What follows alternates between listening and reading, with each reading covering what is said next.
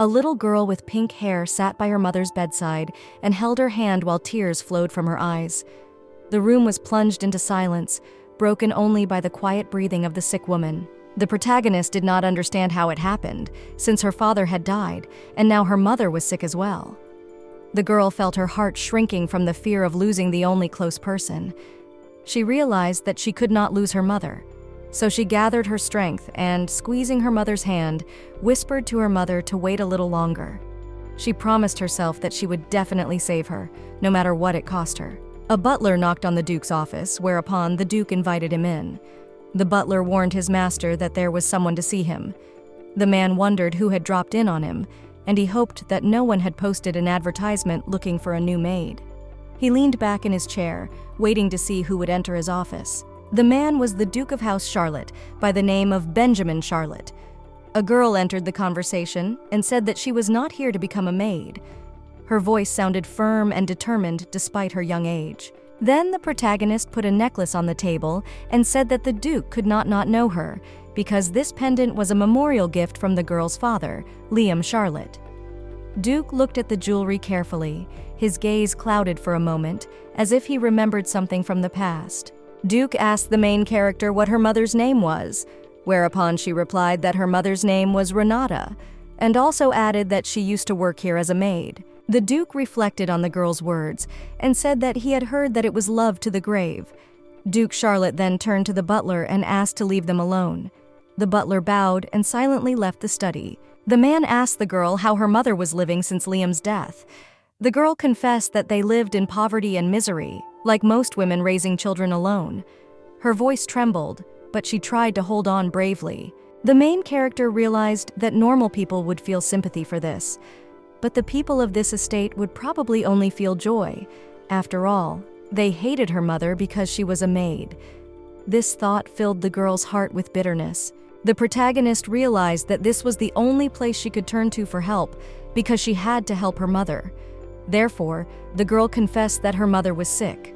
She realized that the Duke probably didn't care, but she really wanted Duke Charlotte to save her. The man got up from the table and asked the girl if she really expected help. Duke Charlotte told her that Liam had run away with her mother because he was deeply in love with her, causing his family to lose an heir and he a brother. Therefore, the Duke told the protagonist that Charlotte's family had no reason to help her. His voice sounded cold and detached. The girl parried by saying that she was the only child of Duke Charlotte's older brother. The protagonist said that if Duke Charlotte helped her mother, she would move into this mansion and become quieter than water, lower than grass, and stop contacting people she used to know. Her words sounded like a vow. Duke Charlotte turned to the girl and asked if she understood what that meant. The man explained that the same thing applied to her own mother. The Duke said they would never see each other again. A warning was heard in his voice, but the protagonist warned the Duke that she was prepared for that. The man then asked the girl what her name was. The protagonist introduced herself as Sabina. The man then asked Sabina how old she was, to which the girl replied that she was 8. Despite her young age, there was determination in her eyes. The Duke of Charlotte explained to Sabina that from now on she would be called Sabina Roel de Charlotte. Duke Charlotte promised that he would save Sabine's mother. In return, the girl must never forget the weight of her name in the future, as her father had done. Those words sounded like a warning and a promise at the same time. Liam's father recognized his granddaughter's arrival. The butler apologized to his master for not being able to bring her here, for he was worried about his health. But the man assured him that it did not matter, for he himself did not want to meet his granddaughter. You could hear the bitterness and disappointment in his voice. He despised the puppy who had betrayed his parents. The man remembered how angry Leo had been because his father thought he was always right. But that wasn't true at all. Leo promised that they would soon see that. This memory caused the old man to have mixed feelings. The father tried to get through to his son by saying that he was a fool who lost his head to a woman of low origin and dishonored his family name. The father threatened his son that he would regret it. The father spoke to his son and told him that even if he tried very hard, it would still be incredibly hard, and eventually he would bow his head and beg for forgiveness. It would happen sooner or later. The old man sighed, remembering this conversation. His father thought about it and realized that 13 years had already passed. Time flew by imperceptibly, but the pain of his son's betrayal still lived in his heart. So 3 years passed. One of the maids entered the room and asked her co-workers if they had finished already. The other maid turned to Melissa and inquired what she was doing here. Melissa explained that it was so oppressive in the dining room that she decided to go out, and he is very strict with them, and it is felt even during meals. The other maid asked Melissa not to pretend that she didn't know why he was acting that way. The girl expressed that she could understand that Simon couldn't tolerate her. After all, she was a bastard. Melissa wondered what it all meant. The maid then asked the girl if she knew that Charlotte is a great lineage of water-type mages, so their power is passed down from generation to generation, and one expects this great predisposition to the element of water. The Duke and her father Liam were very talented. Everyone assumed that Sabine had also inherited this gift. The maid spoke in whispers for fear of being overheard, but her abilities were supposed to manifest before she was 10 years old. Rumor has it that it's because of an admixture of dirty blood. Many whispered behind the girl's back, discussing her origins and the lack of magical gift that usually manifested in children from noble families at an early age.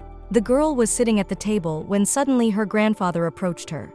He said that he allocates her enough money for clothes, but she always goes around in the same outfit. The grandfather got angry and asked Sabina if she wanted the princess of the House of Charlotte to be mocked. His voice sounded stern and displeased, making the girl squirm in her chair. In response, Sabina promised that she would be more careful from now on. The girl was already used to the fact that her grandfather was always dissatisfied with something. In addition, he himself said that he did not like all the outfits she wore. Sabina felt that she would never be able to please the old man, no matter how hard she tried. To Sabina, this was no surprise. After all, it had been like this since the moment she had crossed the threshold of this house. It was perfectly understandable to Sabina that no one would be kind to the half-breed of a dead son. Every day the girl felt the cold stares and heard the barbed remarks that reminded her of her position in the family. The youngest son turned to his father and told him that the prince would be arriving soon, and a room on the second floor of the main building had been assigned to him. The father agreed meaningfully. Tension hung in the air, as if everyone was preparing for an important event. Afterwards, he said that the Empress had entrusted their family to raise her grandson, so they should give him a proper welcome. The youngest son listened attentively to his father's words, realizing the importance of the mission entrusted to them. The grandfather then turned to his granddaughter Sabina and told her that they had to temporarily move her bedroom to the annex when the prince arrived. She is also forbidden to appear in the main building, so she must stay out of sight. Grandfather also threatened Sabina that if she happened to meet the prince, she would have to introduce herself as an employee at the manor. Grandfather's words sounded like a sentence, depriving the girl of even the little freedom she had. Sabina immediately realized that her grandfather wanted to say that she, a half-breed, was not allowed to see the noble prince. Because of this, the girl can't even introduce herself as a member of the Charlotte family. Even though she was hurt, she promised that she would do everything as her grandfather told her to do. Inside, Sabina felt bitter and unjust, but she had learned to hide her feelings. Sabina tried to reassure herself that it was okay. It wasn't the first time she had been treated like this, so she had to put up with it for her mother's sake. But still, the fact that the members of Charlotte's family despised her so much was hurtful to the child. Every day the girl struggled with the feeling of loneliness and rejection, dreaming of being accepted and loved. Grandfather decided to end the conversation about the fifth Prince Ricardo at this point. Even though Sabina was surprised, she apologized to her grandfather. Sabina couldn't fully believe what he had just said about the fifth Prince Ricardo. The prince's name echoed in her head, awakening strange memories. Sabina got up from the table, explaining that she wasn't feeling well, and asked if she could be the first to leave them. Her grandfather allowed Sabina to get up and leave the table, for which the girl thanked him for his understanding. She hurried away, feeling her knees shake. Sabina's stomach twisted at the mere mention of Ricardo's name, for it was the name from her friend's novel. It was also the name of a psychotic prince. Memories came flooding back to her, making her heart beat faster. At first, Sabina thought she'd just been reborn. But now, faced with reality, she began to realize that her new life might involve something far more dangerous and frightening. Sabina was walking along with her mom when suddenly she heard the scraps of conversation between two girls. One girl shared with the other that a relative from the palace had told her that the fifth prince was very different from normal children. The girls began to discuss the rumors that he didn't even bat an eyebrow at killing animals while hunting, and that he enjoyed looking at blood. The girls could not believe that this was really happening, as he is just a child. Sabina also heard it said that by looking into his eyes, you can start to feel differently. Sabina thought this was amazing, and sounded like a description of a character from a novel. Besides, the description of this prince reminded her of something, but the girl decided to brush that thought aside because she couldn't be reborn in a novel. That was exactly what Sabina thought. The girl put all the facts together, namely that her status was an illegitimate child in a noble family, as well as the fifth Prince Ricardo, who would be staying here for a while. Sabine realized that this was indeed the plot of a novel. Ricardo Gale Cesario is the main character in the novel called The Cesario Chronicles. He lived a difficult childhood as a rejected prince, and after coming of age, he was exiled to fight demons. He later meets a saint, and through her, he finds his salvation. Eventually, Ricardo, having defeated the great demon, ascends to the throne, receiving everyone's blessing. He marries the saint, and so comes the happy ending. The protagonist shared with her friend that there is nothing special about the main character. He is a good-natured guy who grew up in harsh conditions. The girl thought that it was too corny. Then her friend asked how it could be fixed.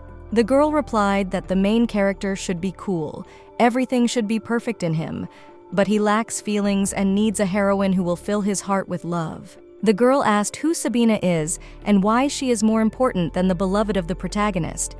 The friend explained that according to the plot, after Sabina's death, the protagonist will have a psychological trauma after her death. The girl then asked her friend why he should not kill her himself, since the protagonist is a psychopath who is ignorant of emotions.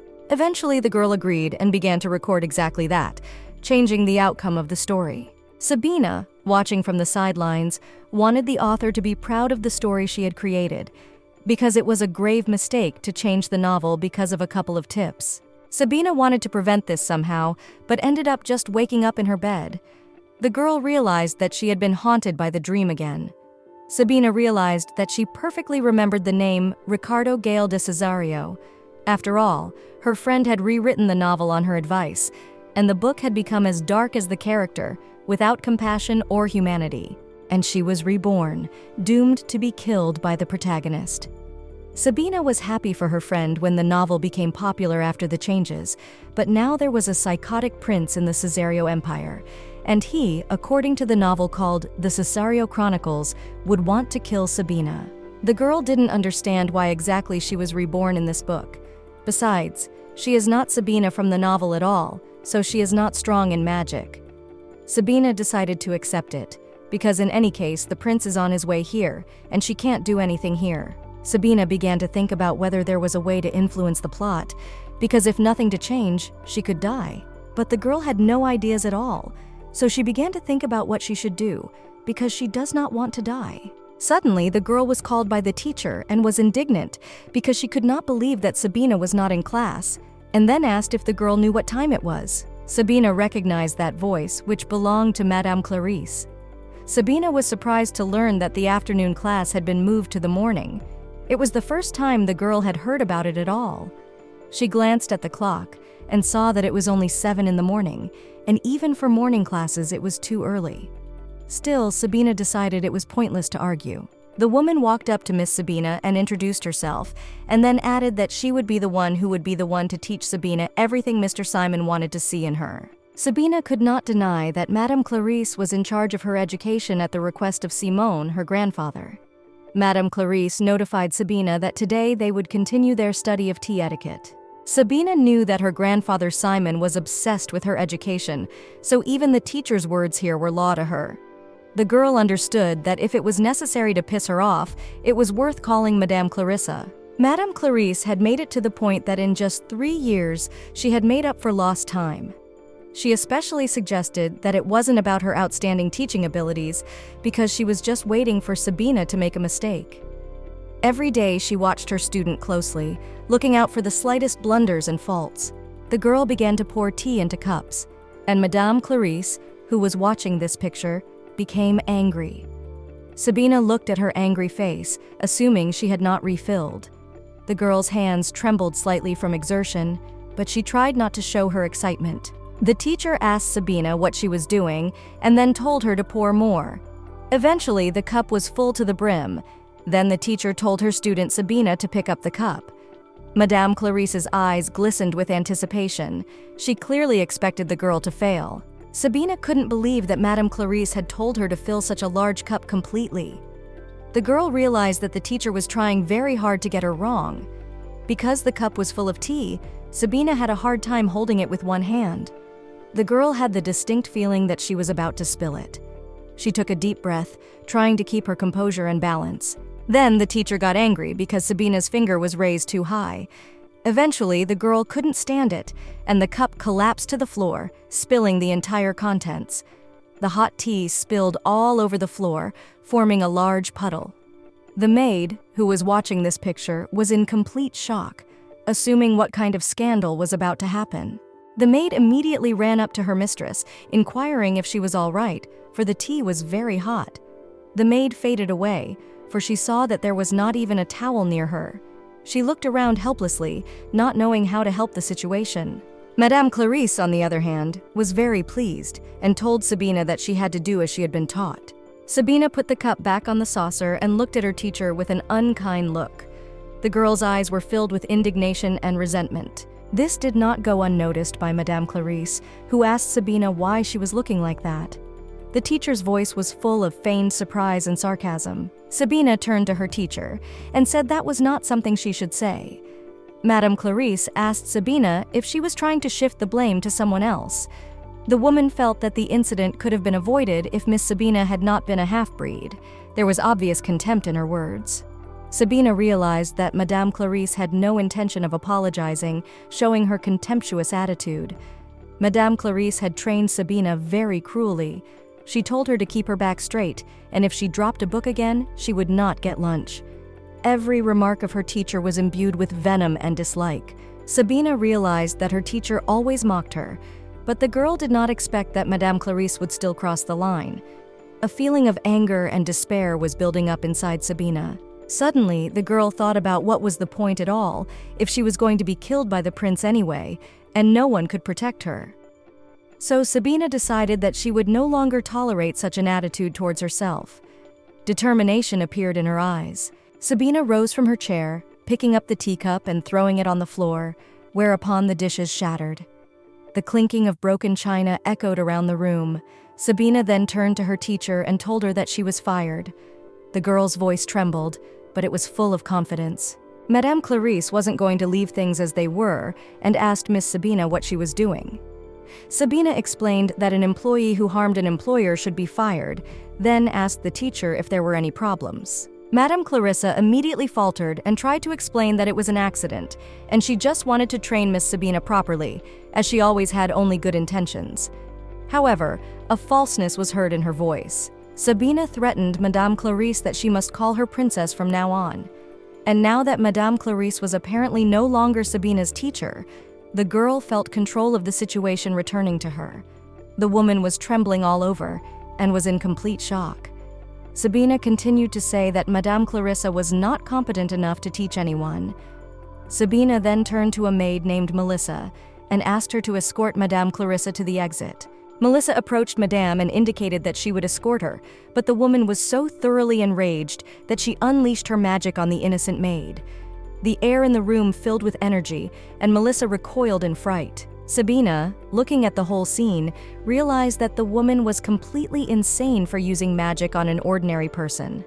Madame Clarice asked the girl what kind of princess she was still, for she was a copy of her mother, and so she could find nothing refined in her ignorant behavior. Madame Clarice went on to say that she had put so much effort into it, but it didn't seem to help at all. Sabina realized that the woman was at it again, and every chance she got, she would bring up her mother and her lineage. The girl felt anger boiling up inside her. Sabina turned to Madame and asked if she really liked her father. This question took Madame Clarice by surprise, and for a moment she was speechless. There was a tense silence in the room, and everyone present froze, waiting for an answer. Sabina knew that Madame Clarissa had originally been the fiancé of Sabina's father, Liam, but he had eloped with his lover, and the wedding had not taken place. So Sabina thought that Madame was mocking her for being her daughter, but she continued to gossip about her mother. Madame Clarisse was surprised to hear this. Sabina continued by saying that it was supposed to be a marriage of convenience between wizarding families, which meant that Madame could marry Duke Benjamin, not Sabina's father. The girl realized that if Madame only wanted the title, but since that didn't happen, Sabina figured that Madame really liked her father. The thought made Sabina wonder how complicated adult relationships could be. Madame Clarisse was already out of breath and asked Sabina if she could shut her mouth. The woman asked the girl what she even knew. Madame decided to ask Sabina if she knew what would happen if it got to Mr. Simon. Madame Clarisse reminded Sabina that he had personally hired her. Clarisse explained to Sabine that she was here, unlike her mother, who had just been kicked out. Sabina couldn't disagree that Simon had hired her, but Madame had left out one detail. The girl could feel the confidence in her position growing inside her. Sabina reminded Madame Clarisse that she was the one that Simon would fire, because Sabina had Charlotte family blood in her. Those words sounded like a challenge, and Sabina felt the atmosphere in the room tense up. Suddenly, the Duke entered the room and asked Madame Clarisse what she was doing now. The woman was greatly surprised to see the Duke. His sudden appearance silenced everyone for a moment. Madame immediately tried to explain to him that he had misunderstood everything, but the Duke ordered Madame Clarisse to come out at once. Madame Clarisse swallowed her tongue for a moment and did not know what to answer. Her face turned pale and her hands trembled slightly. The Duke then turned to Sabine and said that he needed to speak to Madame Clarisse. The man asked Sabina to sit in the room until she was called. Sabina agreed, but at the same time she had the feeling that the Duke was angry. She could feel the tension in the air becoming almost palpable. Eventually, the girl was left alone, but her maid Melissa came to her immediately and asked Sabina if she was all right. Sabina assumed that it must have been Melissa who brought the Duke. The girl was afraid to explain that she hadn't run away at all, but the magical attack had been very painful. Sabina thought about the fact that if the Duke was really angry with Clarissa, it meant that she would not be well. This thought gave the girl mixed feelings. On the one hand, she wanted justice. On the other, she didn't want to hurt anyone. After a while, Sabina entered the Duke's office as he had requested. The Duke asked Sabina to explain what had happened in the morning.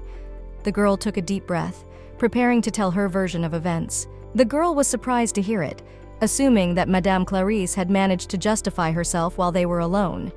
But grudgingly, she decided that it didn't matter what Clarisse said or how she said it, for she was firmly convinced that if anyone should apologize, it was her. And then Sabina asked the Duke what exactly she had to explain. The Duke asked the girl what reason she had for arbitrarily dismissing Clarissa. The Duke was aware that Madame had said that Sabina didn't want to go to class and had become irritable because of it. It was no surprise to Sabina that the woman had twisted it that way, but she decided to ask the Duke if he believed it. The man replied that it depended on Sabina's answer, because you couldn't get into a situation by only listening to one side.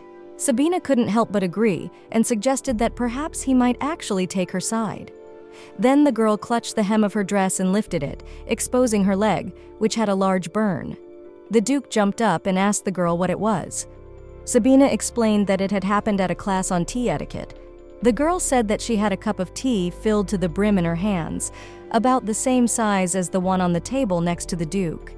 Then, Sabina said that Madame Clarisse had slapped her on the back of the palm of her hand, saying that she had raised her finger too high.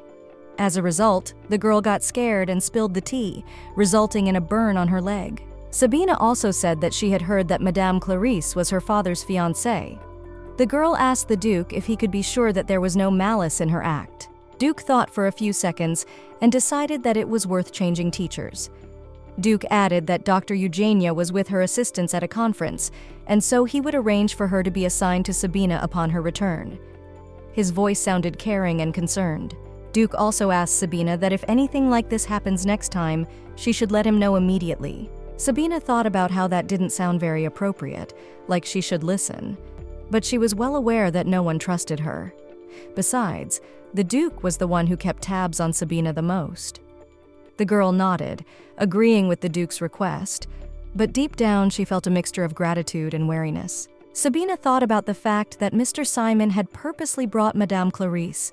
After all, hiring an established bride to take the place of a teacher could only be intentional.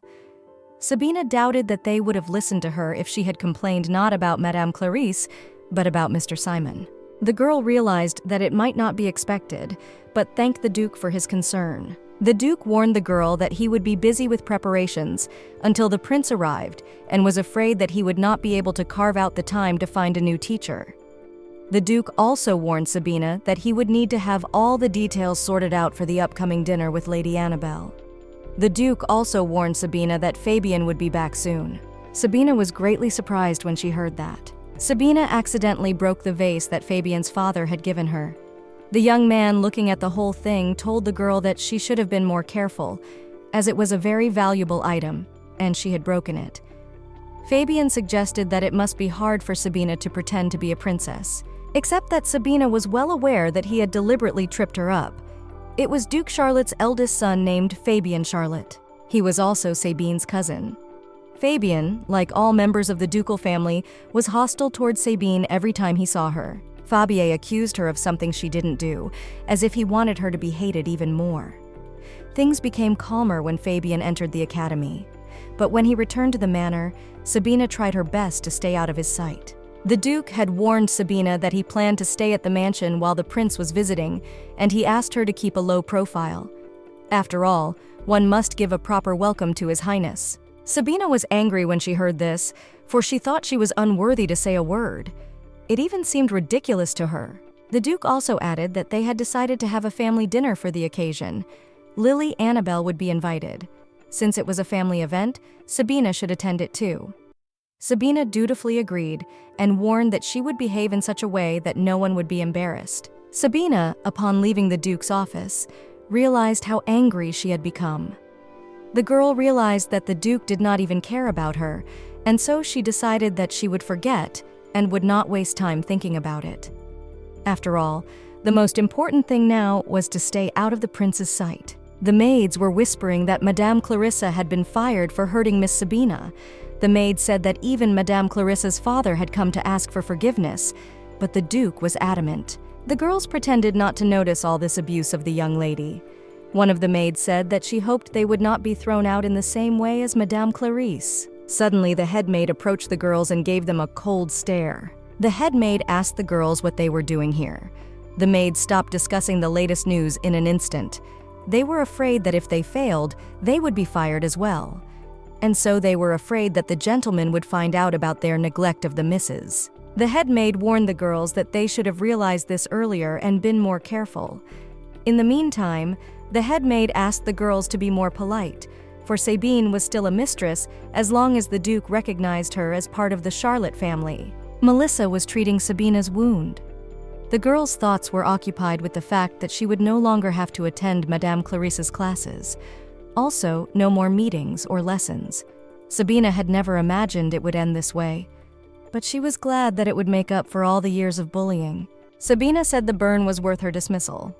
The young lady noticed the change in Melissa's mood and assumed that her words had seemed like a warning. Sabine thought about the fact that even if Melissa wasn't bullying her, she was still watching from as close as she could get. So it was understandable why she was now afraid. Still, it was surprising to Sabine that Melissa had called out to the Duke. However, Sabina decided that it didn't make any difference. Afterward, she turned to Melissa's maid, asking her not to be nervous. Sabina explained that Melissa had done nothing wrong to her, and so there was no charge to punish her for. Melissa immediately began apologizing to Mistress. The girl admitted that she was constantly uncomfortable, and she tried to report everything to Vanessa, but she pretended that nothing was going on. Sabina was slightly surprised when she heard the name of the older maid. Melissa couldn't stop apologizing to Miss and excusing herself that she didn't know things would turn out this way. The girl also promised that she would never again ignore anything that could hurt Sabina. The girl was surprised and asked Melissa if she was going to be on her side from now on. The maid was slightly surprised to hear that. Sabine explained that she was asking Melissa to follow her will, which would be above the Duke and Mr. Simon's instructions. Melissa revealed that she had a younger sister who was the same age as Sabine. The girl asked Mistress not to take it as rude, but every time Sabina was bullied, Melissa felt like it was happening to her little sister. So Melissa promised Sabina that she would only obey her from now on. Then Sabina decided to take the opportunity and asked Melissa if she knew which room on the second floor the prince would be staying in. The girl remembered that in the novel, Sabina was a minor character who only appeared in flashbacks. The girl knew how Sabina died, but she didn't know what it was about. Especially understood that it was not so easy to fulfill the orders of Mr. Simon, namely to avoid the prince, because 6 months is a long time, no matter how huge the mansion was. Sabina walked down the hallway until she came across the door of the room where the prince would be staying. Sabina carefully entered the room and decided that she needed to know how far the view from the window stretched. After all, the girl wanted to know what the prince would see so she could hide from him. Sabina looked out the window and realized that from here she couldn't see the outhouse she had been placed in. Sabina consoled herself that perhaps things were better than she had realized. The maids glanced around at this point, and one of the girls asked the other if there had been any noise. The maid then opened the door to the prince's room ajar to see if anyone was there. Sabina, at that moment, hid herself under the table. The maid saw that there was no one in the room, but still she had a strange feeling, for she heard something. Deciding that it was a draft, the girls withdrew. Sabina, who was sitting under the table at that moment, thought that it was unexpected, and she almost got caught. The girl was well aware that she was finished if anyone found out that she was here. But once the footsteps died down, it would be safe to climb out. Sabina also thought about the fact that if the annex could not be seen from the prince's room, it meant that she would be able to stay out of his sight all this time. The girl knew the future, unlike the real Sabine, so she decided to proceed more cautiously. Sabine knew that even his mother, the Empress, was afraid of him, as he was a horrible psychopath. Sabine realized that the protagonist of the novel would probably become the same without even killing Sabine. The girl didn't like the idea of bringing her in as a victim. Only if the Empress sent him to war could she survive. Sabina looked around the room and noticed that despite the old furniture, it looked good. It was clear to the girl that the room was obviously looked after, so she wondered who it used to belong to. The girl assumed it was her daddy's room, but in the end, Sabina gave up on that thought because there was no way that her father's room was still intact. Sabina looked at the desk and noticed that there was some kind of gap present in it. The girl pulled out a drawer and noticed that inside lay a leather notebook. Sabina immediately wondered why it was hidden. Suddenly, someone's conversations reached Sabina. The girl realized that she had to leave, but she decided not to put the notebook in its place, but to take it with her. Sabina did not understand why all this noise, because before the arrival of Lady Annabelle is still a long time. Suddenly, Fabian's voice distracted her from her thoughts. The young man said that they had not seen each other for a long time, but specified that he was not that glad. Sabina realized that so much noise was made because of Fabian. The girl hadn't expected him to arrive so soon. Sabina told Fabian that he had traveled a long way and must be tired, so she advised him to rest properly, and she had to go. Fabian didn't like that and asked Sabine what her attitude was toward her brother. Fabian explained to Sabina that she lived here to be treated as a princess of the Charlotte family, but for some reason she was not behaving properly in front of the next duke. Sabina thought his words were nonsense. After all, she had moved here for her mother, but she didn't expect someone like Fabian to understand that. Besides, Sabina saw nothing good in the fact that she would catch him becoming a duke. Sabine warned Fabian that she would be out of here before he became a duke, and so she didn't see why she would have anything to do with him.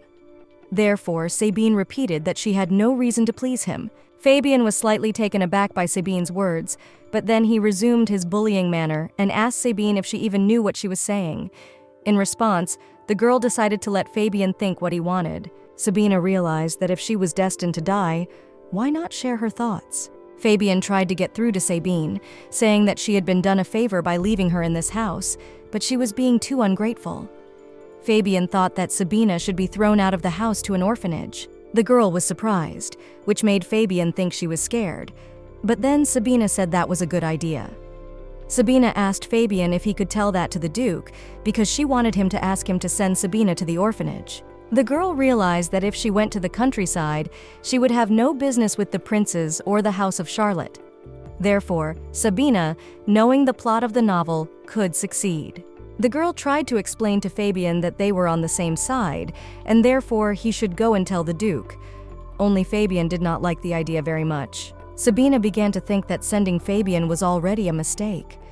Fabian was trembling, and then Sabina said that if he didn't have the courage to tell the Duke, he should just get out of the way.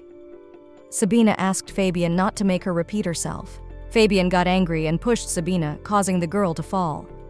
The young man looked Sabina over, and then his gaze fell on the huge burn on Sabina's knee. He immediately wondered what had happened to her. Sabina put her hand behind her back to make sure the notebook was in place, not falling out as she held it tightly. Fabian lost his temper again and started shaking Sabina to get her to tell him what had happened to her knee. The girl didn't understand at all why she was making such a fuss. Sabina explained that it was no big deal, and added that during the tea etiquette class, Madame Clarice had hit her on the arm, causing her to knock over a cup. Fabian was shocked that Madame Clarice had been able to hurt her mistress. Sabina explained that she was not her mistress at all, as the mistress was Fabian's father. However, Sabine didn't understand why he was angry, as she had been beaten previously, which made Fabian look like he was worried. Fabian then began to act his usual demeanor and inquired why he would be worried about her. The young man also asked Sabine if she was afraid that she would have to live here for the rest of her life. Fabian suggested that it would be if someone else decided to hurt her, then she wouldn't even have anywhere to run to. For a second, Sabine thought about the fact that Fabian was worried about her. The girl admitted that she realized that Fabian would say the same thing even if she died. The young man didn't understand at all what Sabine was talking about and assumed that she had lost her mind. The girl stood up and shook off her skirt, then asked Fabian to be quiet. Sabina admitted that she had lost her mind and Fabian should rest in his room. Sabine also warned the young man that if he wanted her exiled, he should talk to the Duke, as she was not at all opposed to the asylum. Sabine eventually turned around and went to her room, leaving Fabian alone with his shock. Sabina walked down the hallway and couldn't believe that she and he were the same family. On her way, she met Melissa, who noticed that her mistress was in a bad mood. Sabina asked her maid to bring tea. As soon as Sabina entered her room, someone started drumming on the door. Maid Melissa was startled and asked Sabina what had happened between her and the master. In response, the girl only wondered how long he would stay there, so she asked Melissa to bring tea when Fabian left. Sabina pulled out the very same notebook and questioned whether she should read it now. Fabian was keeping up with the door in the meantime. The young man was incredibly angry that Sabine continued to ignore him. He even threatened that the girl wouldn't get away with it. Just as suddenly, the Duke ran into his son. The father asked Fabian what he was doing here. Fabian was excited to see his father and said that he was going to visit him when he arrived. The Duke admonished his son and said that he could be heard throughout the mansion. His father asked Fabian to stop wasting time and follow him. Later, Melissa still brought her mistress tea. The maid noticed that Sabina had a notebook in her hands, and she wondered where she had found it. Sabina decided to lie and said she had picked it up on the street. The girl said that she was trying to find the owner by what was written in it. The maid asked Sabina if she recognized whose diary it was. The girl only smiled in response. There was a real commotion in the kitchen. The cook was arguing because the other had not had time to chop the ingredients. The maids and butlers were also working up a sweat, figuring out what to put where. Sabina alone tried to sleep, but because of the loud noise from the morning, she could not. The girl didn't understand why they were getting ready for dinner so early. Besides, Sabina was not aware that Lady Annabelle was coming today. Sabina realized that it was certainly not some trifle, for 10 years ago the Duke's wife, Fabian's mother, had died of the plague. Simon was unhappy that the Duke had remained a widower for a long time, and so Charlotte Mansion was preparing to welcome Lady Annabelle as the new mistress. Maid Melissa entered Sabina's room and told her it was time for her to get dressed. Sabina sat up in bed and realized that she hadn't gotten a good night's sleep after all. Besides, with Madame Clarissa's lessons cancelled, Sabina thought she would sleep longer. Then the girl assumed that the bandage on her leg had come off again. But when Sabina looked at her leg, she asked her maid Melissa if Dr. Eugenia had come, to which the maid replied in the negative. Melissa also added that the doctor hadn't returned yet. Sabina warned the maid that she wanted to pack herself, so Melissa was free for the time being. The maid was surprised to hear that and wondered why all of a sudden. Sabina assured her that she could put on the dress herself. The maid agreed, but asked Miss Sabina to call her if she needed anything. Sabina opened the blanket and looked at her leg. What was the girl's surprise when she saw that the burn on her knee was gone? Sabina thought to herself that if Dr. Eugenia hadn't returned yet, there must be no one with such healing abilities in the mansion. Sabina wondered why her wound had disappeared then. Healers can be divided into two categories. The first includes priests who use divine power and mages who respectively have magical power. But since life and death were the domain of the gods, mages with healing powers were extremely rare, and so healing was the prerogative of priests. Many people turned to them for healing, but there was a price to pay for any help. The fact that the Charlotte clan could afford a mage healer as a family doctor only emphasized their status and wealth. Sabina realized that the only people who entered the room were her and Melissa. The girl then took a small blade and made a scratch on her finger, which at the same moment healed, and the finger once again looked as if nothing had happened. Sabina was very much surprised and realized that this was a definite ability of her body. The girl assumed that her powers had finally manifested. Usually, abilities naturally awaken at the age of 10, but sometimes it doesn't happen.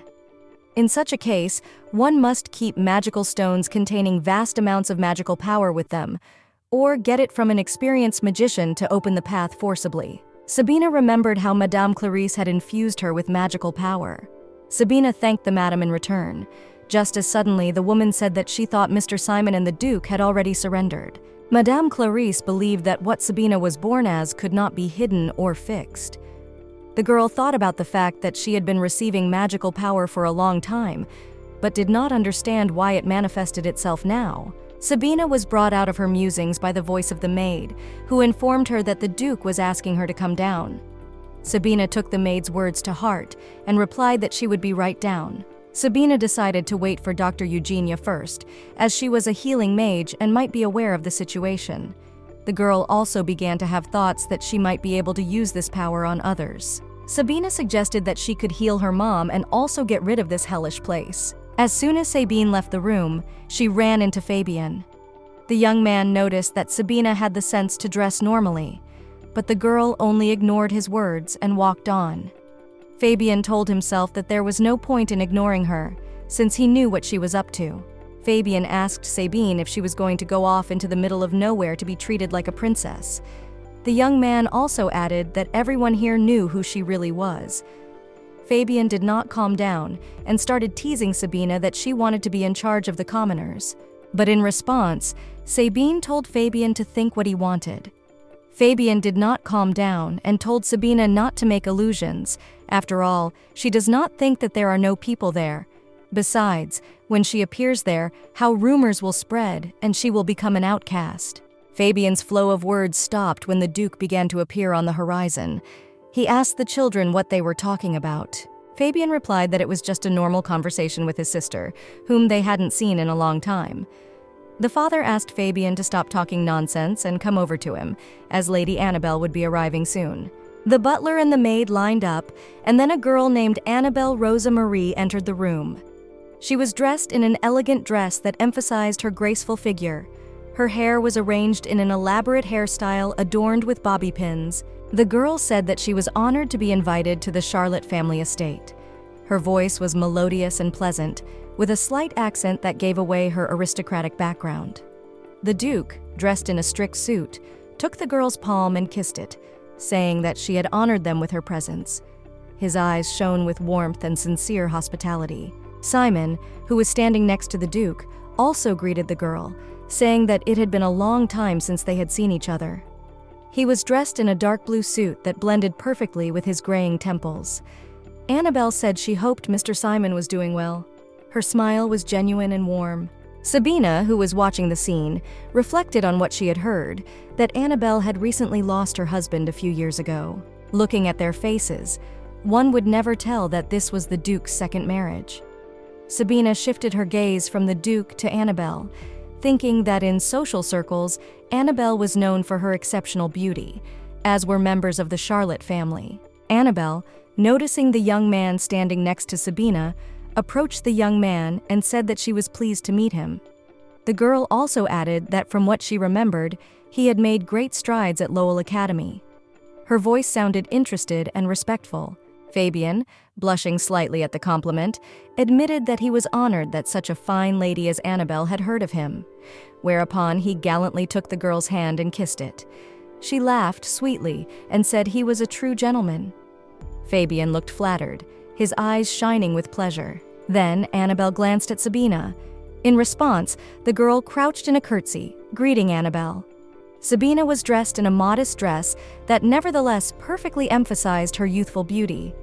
However, she was surprised to see that Annabelle and the Duke had long since departed, and the girl began to talk about how she had been in such a hurry that she hadn't even had lunch, and as a result, had gotten hungry. Sabina realized that she was now being ignored. She felt a slight pang of disappointment, but quickly pulled herself together, reminding herself of the rules of etiquette. Sabina remembered that when her mom and dad had eloped, they had gotten married in a small church. But the Charlotte family had refused to recognize Sabina's mother, a simple maid, as her father's wife, and members of the family and outsiders like Madame Clarice had looked at Sabina the same way, since they knew she was Liam's illegitimate child.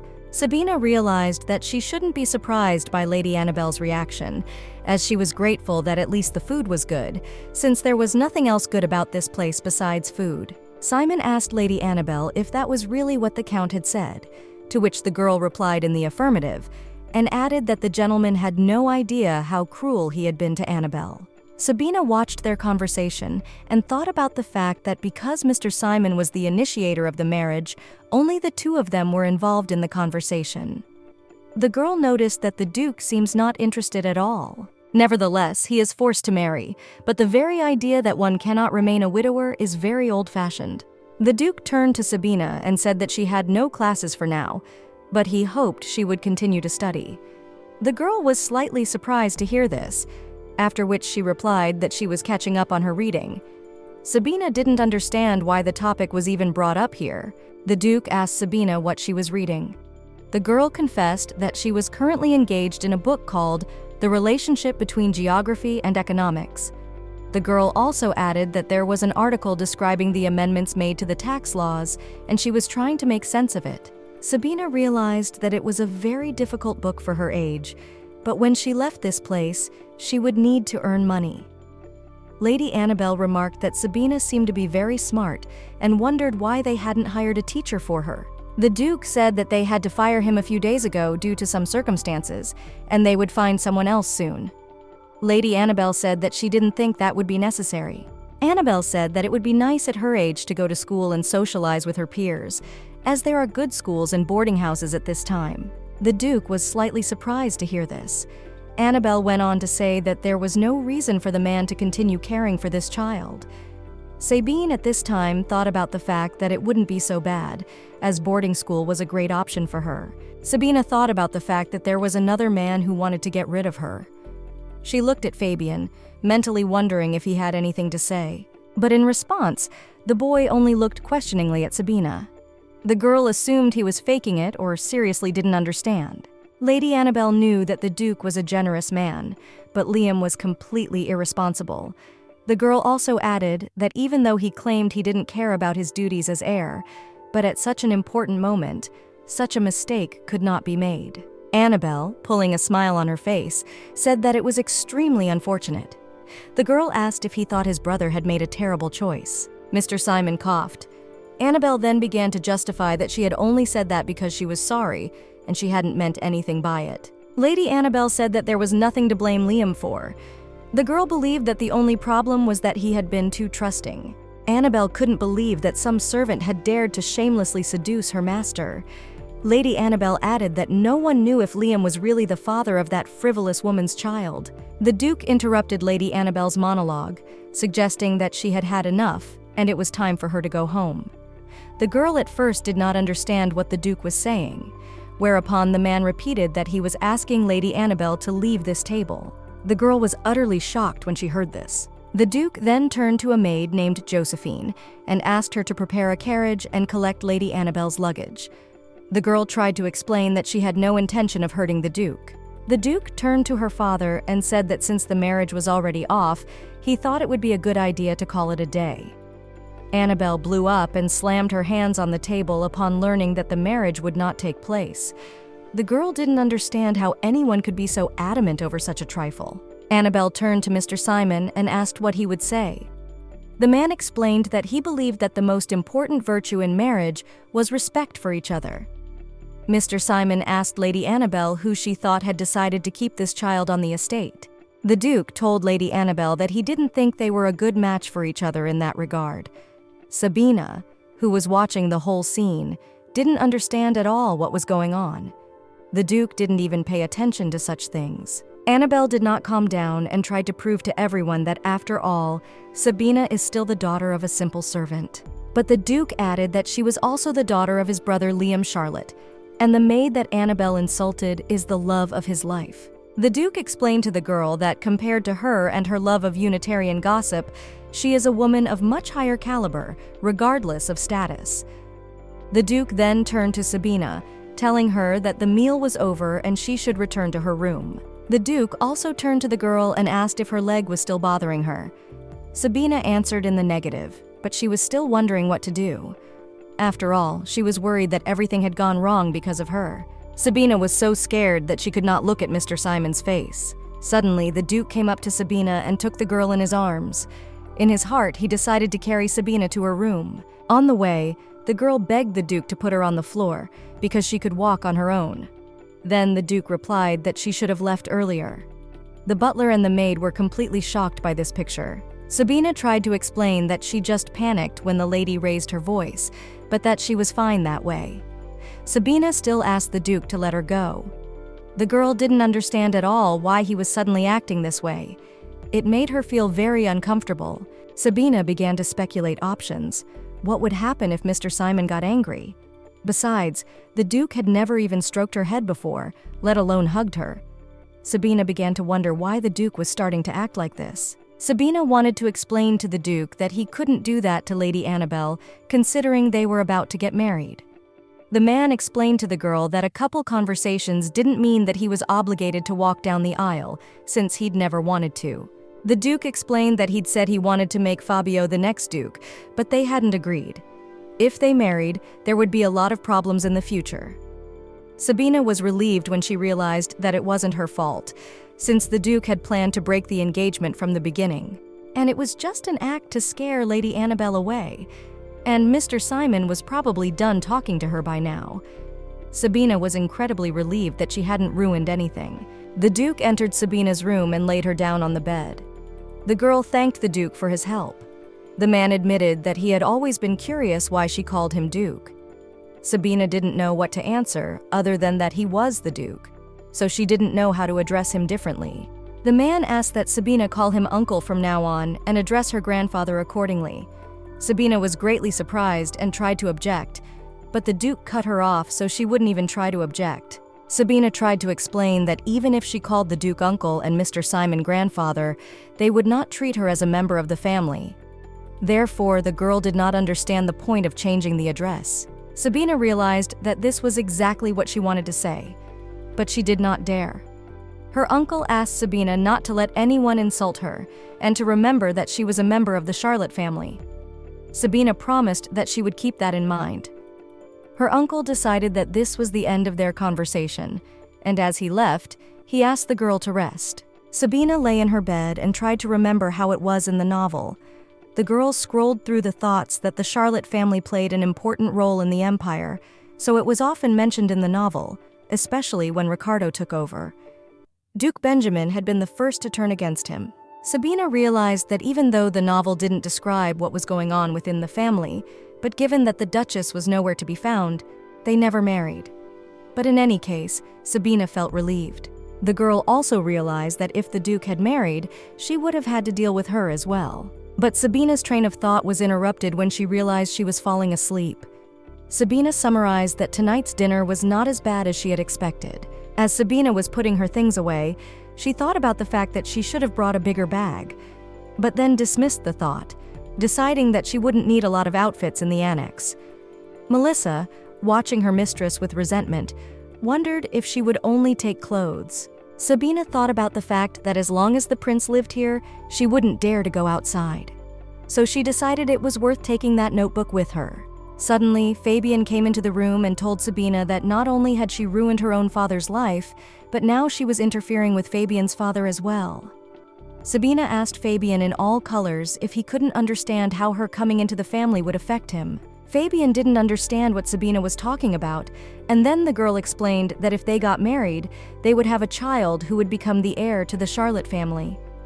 Fabian was shocked when he heard this, but still decided to pretend that he already knew it. Fabian explained that that was why they were talking about it now, and even if he or she did get a brother or sister, by the time he or she learned to walk, he or she would be an adult. Sabina added that the position of a child with a living mother was still superior. Besides, the Duke could keep the title until the child grew up. Sabina asked Fabian if he thought Countess Maria would pass up such an opportunity. Sabine also revealed that the Duke had told her that she hadn't agreed to let him succeed her. That's why he refused the marriage. Fabian was in complete shock when he realized that his father had done it for him. Sabina, looking at the satisfied expression on Fabian's face, realized that it was pretty easy. She then turned to the militia maid and informed her that it was already time to go. Fabian followed Sabina and noticed that they were already on the 4th floor, and then he asked the girl if she had climbed too high, and he began to complain that his legs were hurting.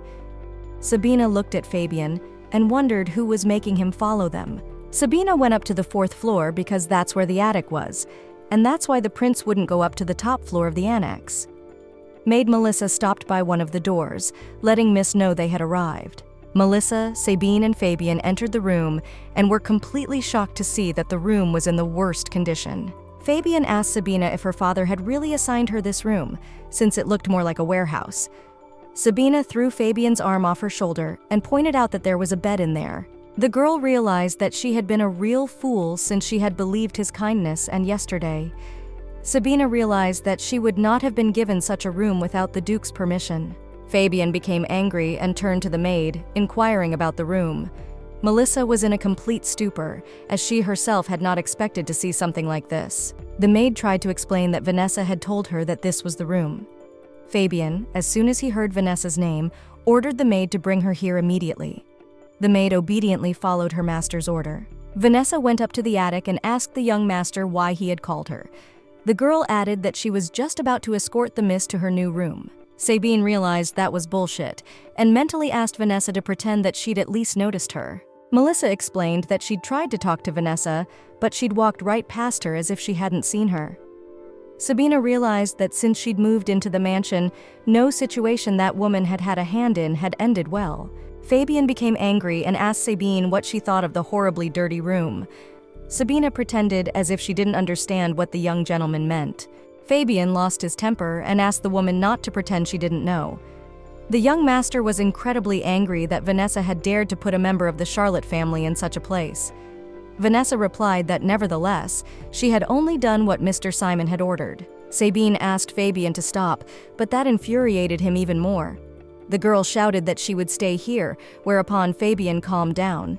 Fabian asked the maids to leave because they needed to talk to Sabina alone. Melissa and Vanessa left, after which Melissa turned to the older maid and asked if she was sure that Mr. Simon had assigned this room. Vanessa answered in the affirmative and told her that he had ordered her to find a place away from prying eyes.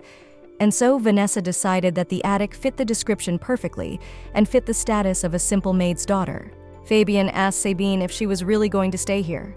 Fabian was well aware that Sabine didn't like him, but he begged her not to be stubborn just yet. Sabina wondered to Fabian why he even cared, since he was pretending that she didn't belong here, and frankly, the girl even found it amusing.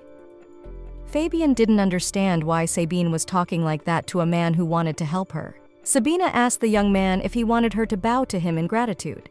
Fabian asked the girl not to be sarcastic, because his patience had a limit. Sabina asked Fabian if he didn't understand why the older maid treated her that way.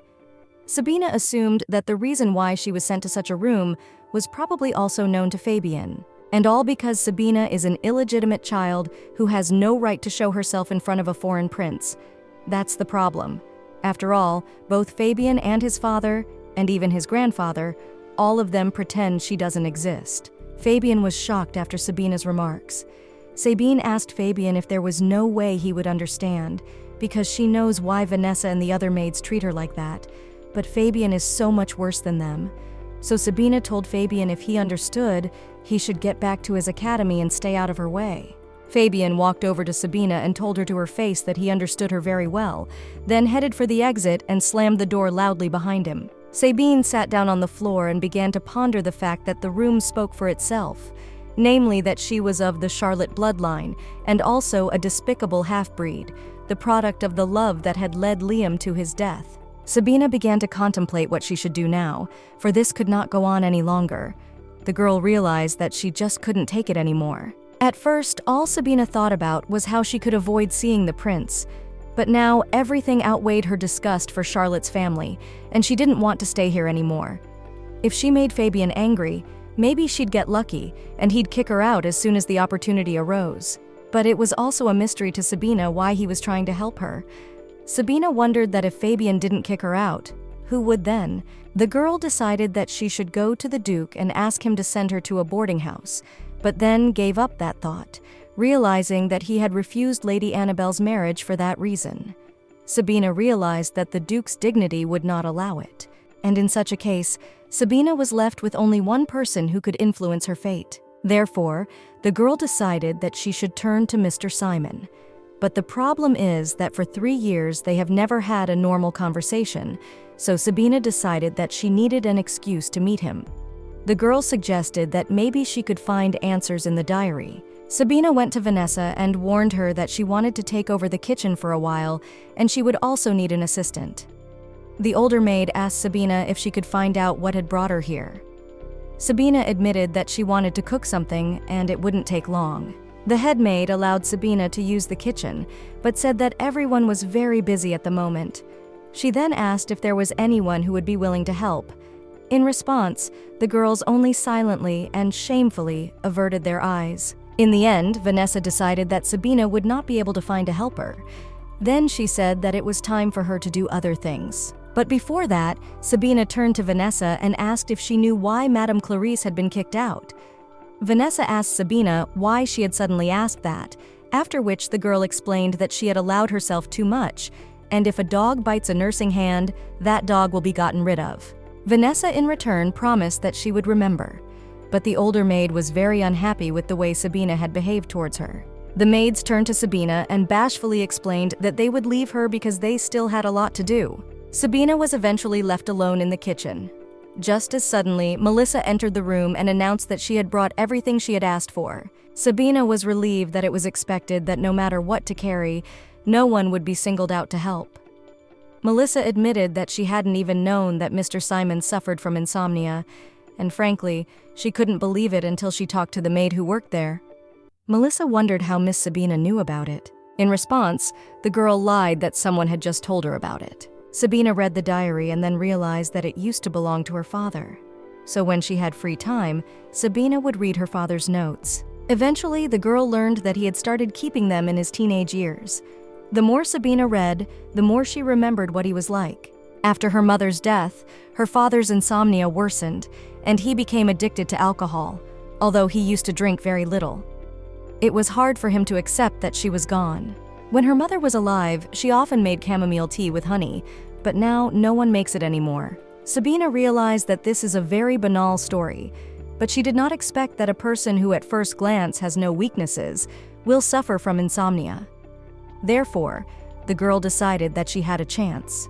Melissa asked Miss Sabina why she suddenly decided to meet with Mr. Simon. After all, she had never shown such a desire before. Sabina explained that she couldn't stay away now, or else the end would be too sad. To be honest, Sabina didn't want to cook anything for him, but she had no other choice. Sabina was completely shocked when she saw Melissa's maid start to have tears in her eyes. Melissa felt bad that Sabina was trying so hard to be a good granddaughter, and that Mr. Simon was treating her like this. Melissa suggested that Miss Sabina just take the nuts to him, but Sabina declined and asked the maid to think about his age. The maid asked Sabine why she had asked her to prepare them if she was going to make tea. Sabina explained that walnuts helped with insomnia. Melissa then asked Miss Sabina if she should bring more, since there was a whole bag of them. But Sabina refused, saying that this was enough.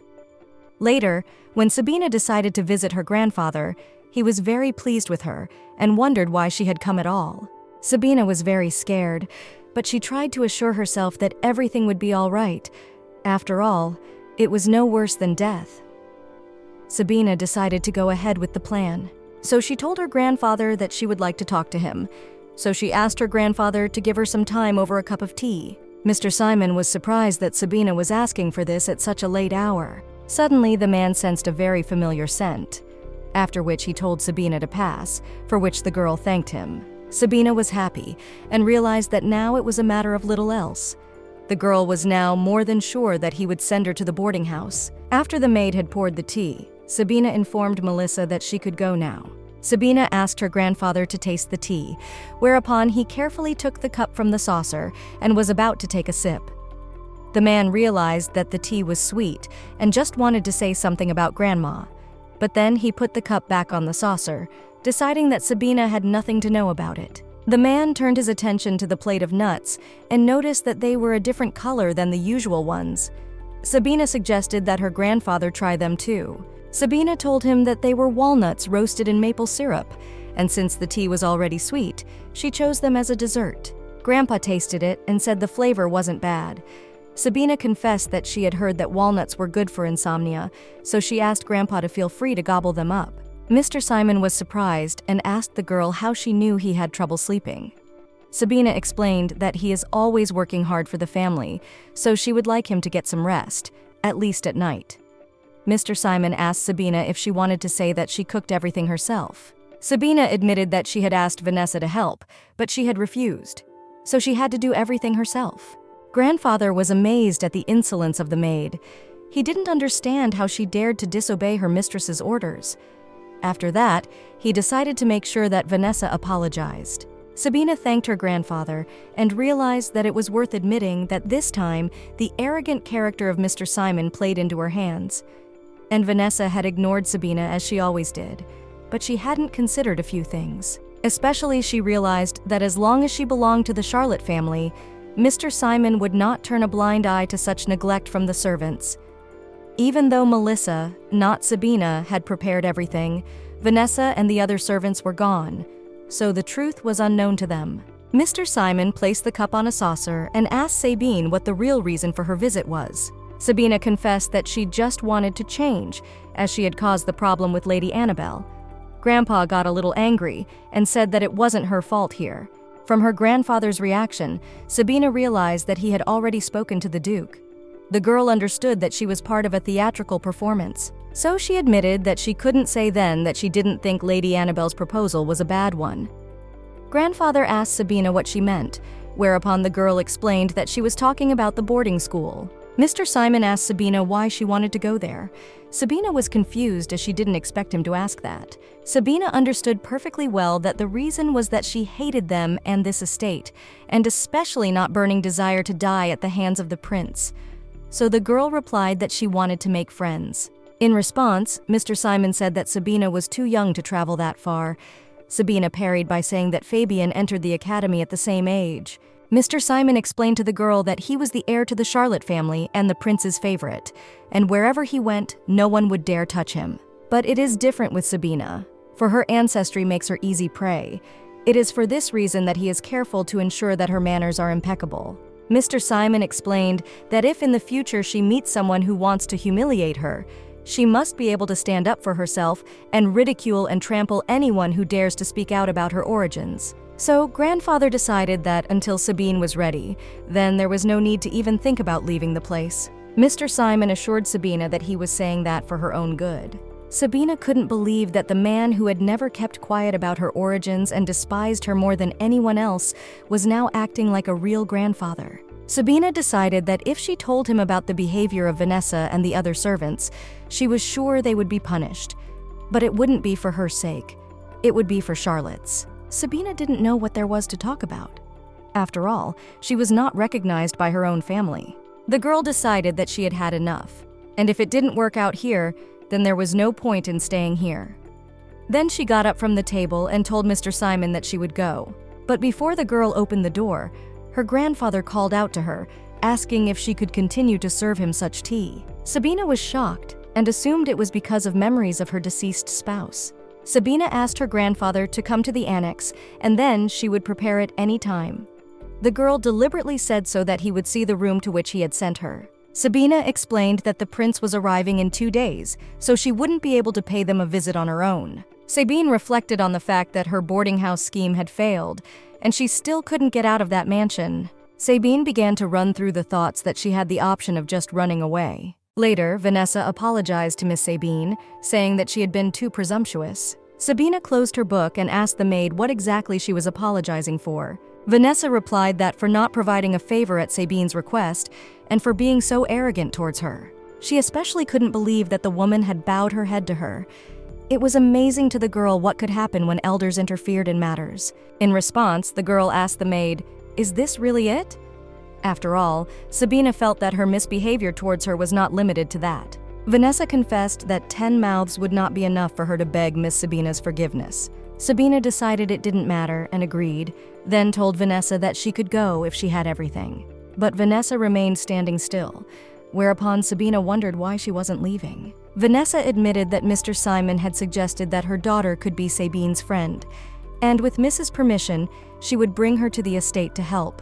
Sabina was a little surprised when she heard this, and especially when she heard her grandfather's name. What was surprising to the girl was that after Sabina had admitted that she wanted to make friends, he had focused on that. She especially couldn't believe that he had decided to friend her with Vanessa's daughter, which meant she would now have a hostage.